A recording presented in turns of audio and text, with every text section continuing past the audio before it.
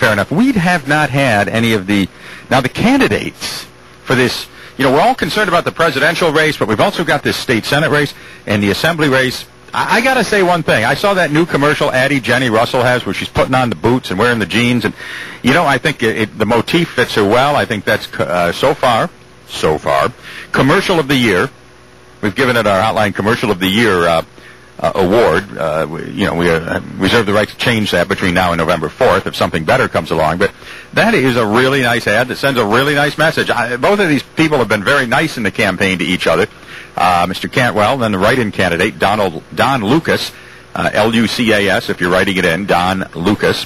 And so they've all been very civil people in the campaign. Now, go across the street to the state Senate race in the 48, not so nice.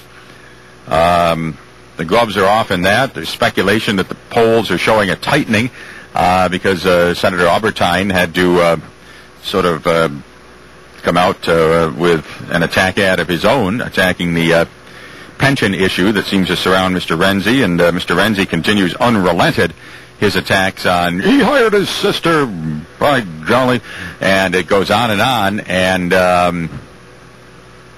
we'll see what happens there, but speculation is that race is probably tightening, or they wouldn't be staying in it, spending that kind of money. Then there was a story over the weekend in the Watertown Daily Times.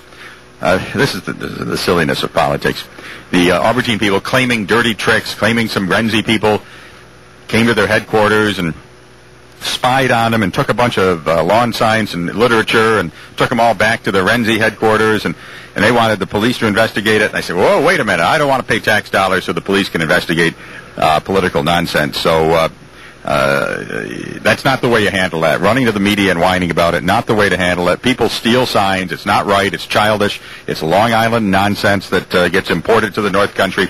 And, yeah, I agree. But Albertine people should not be running, calling for a probe to be launched or someone to be prosecuted. Because, trust me, nobody cares that some GOP operative or anybody else came along and heisted a few of your $5 lawn signs. They just don't care. And certainly I don't care either. These people are both spending millions of dollars, so it isn't that big a deal in the scheme of things. Now, if you do have someone pursuing those type of policies, here's my recommendation on dealing with it, having been around politics in New York State. Don't call the cops. That's sissy stuff. Get some big strapping guys, go over to wherever they are and get in their face. Don't touch them, get in their face, hope they lose their tempers and pop you. So then you can call the cops, have them arrested, and get a real news story about my opponent's thugs attacked my thugs or something. That's the way to handle it. Get in their face and back them down. Don't expect the cops to do your dirty work for you. Good afternoon, Hotline. Good afternoon. Hey, what's up? I disagree with you on that point, but I agree with you on the advertising with the Russell and... Cantwell? Yeah, Cantwell. I think they're good ads, too. And so much so that the paper wrote a editorial on it. Yeah. Who's the paper endorsing? Obviously, they're endorsing Renzi. Do they endorse... I think they endorse Cantwell because of his connection to Carrie Brick, who's well respected in the Times circles. So I think Cantwell gets a nod there.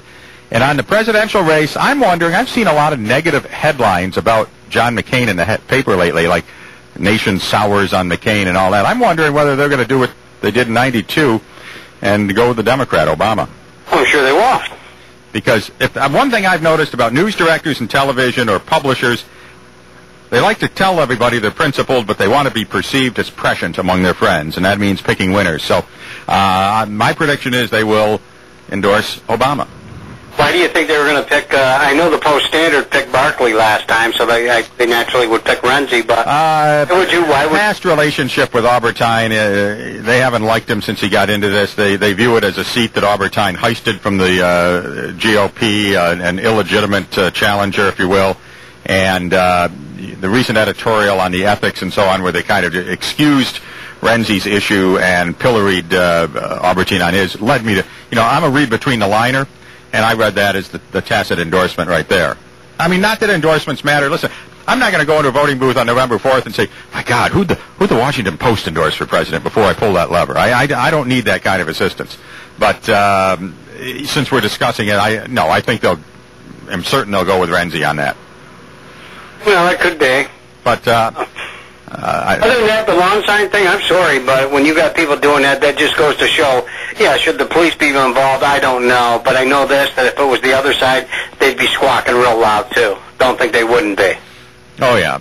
And you know, it's just like the issue of a month or so ago where signs were coming up missing, and each side was accusing each side of taking signs and so on. You know, dirty politics. Remember back in 1934 or 37 or whatever it was, the night of the long knives over in Germany where Hitler had Ernst Röhm and those people all killed in their hotel room?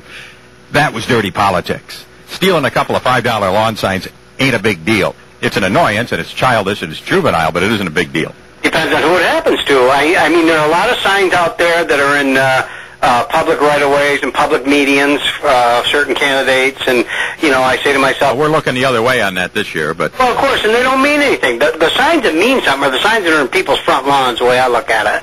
You know, you just pluck a sign down there, a stop sign, that doesn't mean anything, I guess, unless you want somebody to see your name, but... a real sign in somebody's front yard is an endorsement by that person that you want that candidate to win. Yeah. That means something. Joe Biden said... And in the business we used to say, signs don't vote, people vote. Your buddy Joe Biden says there's going to be a huge incident. Testing I don't know. It's just... Now they're scaring us. That's all part of it. They're trying to scare us and saying there's going to be a huge incident. And, well, if there is, why would you want that guy in charge? I mean... Yeah, well... I heard Dr. Zbigniew Brzezinski on this morning gushing, and he said, you know, he was busy with the talking points bashing Palin, saying she's not qualified.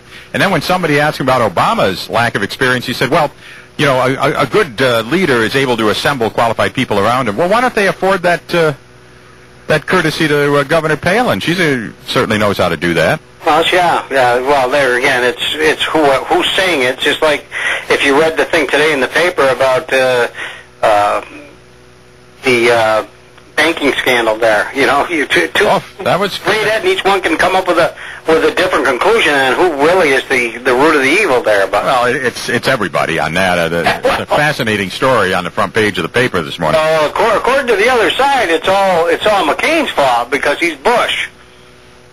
Right, exactly. Well, I got commercials to do. I gotta run. All righty. All right, thanks. Bye now. All right, we had a nice interview with Mr. Serio. We had the Duff on, but, you know, we got to get some other stuff in here.